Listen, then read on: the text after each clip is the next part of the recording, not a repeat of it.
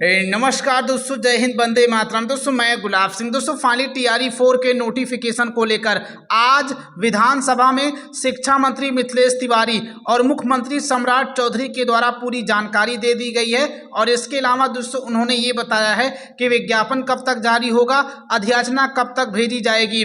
और दोस्तों ये बात जो है शिक्षा मंत्री मिथिलेश तिवारी ने जो आज विधानसभा में मानसून सत्र था दोस्तों उस दौरान बोली है। और यहाँ पर देख पाएंगे मैं पूरा वो नोटिस लेकर के आ चुका हूँ जो विधानसभा की तरफ से जारी किया जाता है, क्योंकि दोस्तों उस समय जो भी मंत्री वगैरह विधानसभा में बोलते हैं वहाँ पर दोस्तों एक क्लर्क बैठा होता है जिसको आमतौर पे स्टेनोग्राफर बोलते हैं।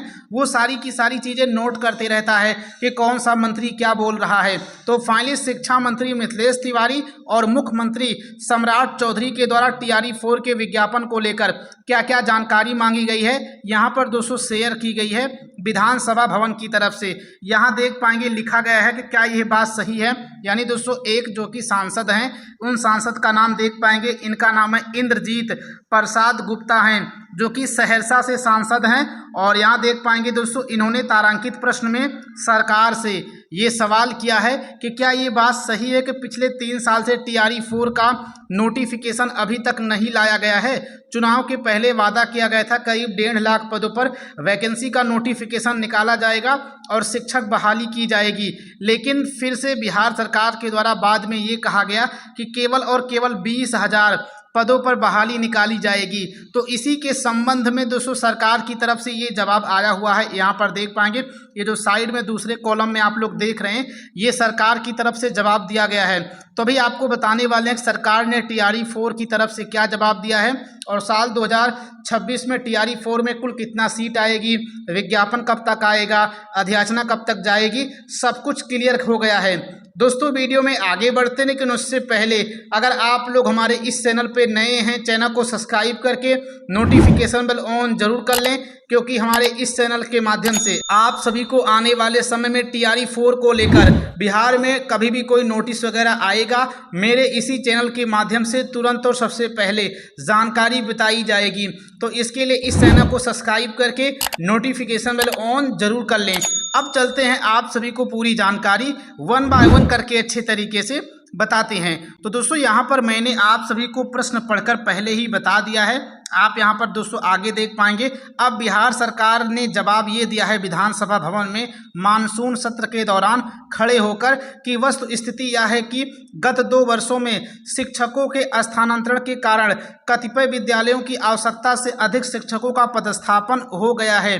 वर्तमान में शिक्षकों के लिए बिहार राज्य शिक्षक स्थानांतरण नियमावली 2026 भी अधिसूचित की गई है और उक्त नियमावली के आलोक में निर्धारित मानक मंडल के अनुरूप विद्यालयवार, कक्षावार एवं विषयवार शिक्षकों की आवश्यकता की प्रविष्टि ई शिक्षा कोष पोर्टल पर करते हुए वास्तविक रिक्त पदों की गणना की गई कार्यवाही की जा रही है और इसके आधार पर चौथे चरण की नियुक्ति हेतु संशोधित अधिसूचना बिहार लोक सेवा आयोग को शीघ्र उपलब्ध करा दी जाएगी। यानी दोस्तों कहने का मतलब जो चौथा चरण यहाँ पर लिखा गया है देख पाएंगे, चौथे चरण का मतलब ही होता है टीआरई 4।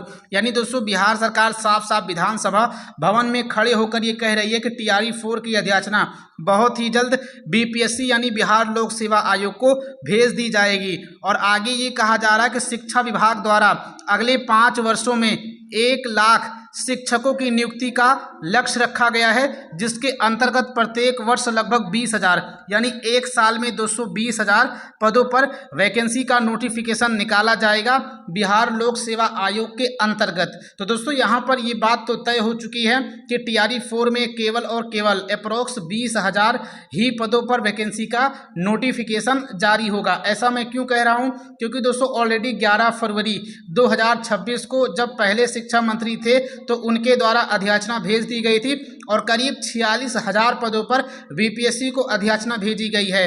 तो अब दोस्तों उस अधिसूचना को कैंसिल करके शिक्षा मंत्री मिथिलेश तिवारी जी के द्वारा नई अधिसूचना भेजी जाएगी और उसके बाद फिर विज्ञापन जारी होगा। तो दोस्तों विज्ञापन को लेकर तो हालांकि उन्होंने कोई बात नहीं की है कि विज्ञापन कब जारी होगा, लेकिन शिक्षा मंत्री मिथिलेश तिवारी ने ये जरूर विधानसभा भवन में कहा है, खड़े होकर कहा है कि हम अधिसूचना 25 जुलाई 2026 तक बीपीएससी को भेज देंगे। तो ये खुशखबरी है। और उसके बाद दोस्तों बीपीएससी के ऊपर ये पूरा का पूरा जिम्मेदारी है कि वो कब आपका नोटिफिकेशन जारी करेगी। तो अब यहाँ पर दोस्तों मैंने इसके बारे में तो बता दिया है, बीपीएससी को 25 जुलाई तक मिल जाएगी। तो नोटिफिकेशन कब तक जारी हो सकता है, तो दोस्तों फाइनली नोटिफिकेशन पूरा का पूरा बीपीएससी के ऊपर ही डिपेंड करेगा। बीपीएससी चाहेगी तो नोटिफिकेशन जुलाई में ही जारी हो जाएगा, क्योंकि यहाँ पर अधियाचना एक बार मिल जाएगी। विज्ञापन दोस्तों ऑलरेडी सारा चीज़ पहले से ही तैयार रहता है, बस उसमें दोस्तों आवेदन शुल्क हो गया, उम्र सीमा हो गई, जो डेट ऑफ बर्थ होती है, कट ऑफ वगैरह की उम्र सीमा की गणना कब से की जाएगी, थोड़ा बहुत यही बदलाव करना पड़ता है। बाकी सारा ड्राफ्ट ऑलरेडी बीपीएससी के पास पहले से ही रेडी है, क्योंकि बीपीएससी ने टीआरई 1, टीआरई 2, टीआरई 3 सभी की बहाली की है। तो उसके पास सब कुछ पहले से ही, कितना किसको आरक्षण देना है, क्या कैसे नियम रहेगा, डॉक्यूमेंट वेरिफिकेशन के लिए क्या नियम रहेगा, क्या डॉक्यूमेंट लगेंगे, आवेदन कैसे करवाना है, आवेदन का पोर्टल कैसे बनवाना है, ये सारा चीज़ पहले से दोस्तों उसके पास मौजूद है।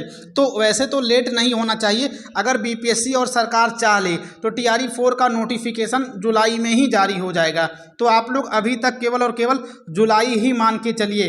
बाकी आने वाले समय में आगे जैसे भी कोई अन्य सूचना होगी मैं आपको तुरंत और सबसे पहले जानकारी बताऊंगा। और यहाँ पर दोस्तों इसी विधानसभा में जो है ये भी कहा गया है कि क्या यह बात सही है कि बीपीएससी टीआरई 1 2023 हो गया में करीब 1,70,000 पद के लिए, बीपीएससी टीआरई 2 में करीब 1,22,000 पद, और उसके अलावा बीपीएससी टीआरई 3 में करीब 87 यानी 87,000 पदों के लिए नियुक्ति आवेदन मांगी गई थी। तो इनके द्वारा दोस्तों सरकार ने जवाब ये दिया है कि वस्तु स्थिति यह है कि उपलब्ध रिक्त पद एवं विद्यालयों में नामांकित छात्र छात्राओं को ध्यान में रखते हुए बिहार लोक सेवा आयोग को 3 चरणों में करीब 1,70,000, 1,19,000 और करीब 87,774 पदों की अधियाचना दी गई थी बीपीएससी को। तो इस पर दोस्तों नियुक्ति हुई, लेकिन अब आप लोग जानते हैं कि लाखों में पद तो खाली ही चले गए।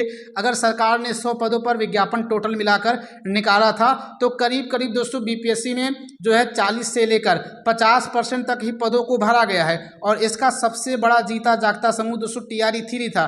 टीआरई 3 में करीब 87,000 पदों पर वैकेंसी का नोटिफिकेशन निकाला गया था, और इसमें दोस्तों करीब 51,000 लोगों का ही सिलेक्शन हुआ था। और इसके अलावा जितने अन्य पद थे, यानी मोटा मोटा दोस्तों 27 से 28,000 पद सीधे तौर पे खाली ही चले गए थे। बीपीएससी को दोस्तों कोई मिला ही नहीं नियुक्ति देने के लिए, सिलेक्शन देने के लिए। और बहुत सारे लोगों का तो मल्टीपल भी रिजल्ट जारी होता है, तो मल्टीपल पोस्ट पर भी सिलेक्शन हुआ होगा, तो लोगों ने एक ही जगह ज्वाइन किया होगा। तो ऐसे में अन्य बहुत सारे पद भी खाली हुए होंगे।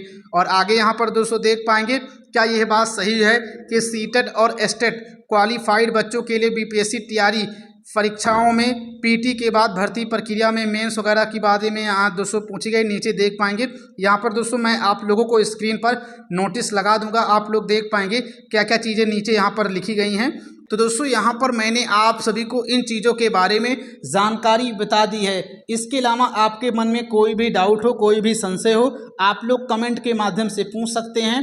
हम आपके हर एक कमेंट का रिप्लाई करते हैं। बाकी अगर आप लोग हमारे इस चैनल पे नए हैं, चैनल को सब्सक्राइब करके नोटिफिकेशन बेल ऑन जरूर कर लें। मिलते हैं फिर किसी नए वीडियो में। जय हिंद, जय भारत, जय शिक्षक संघ।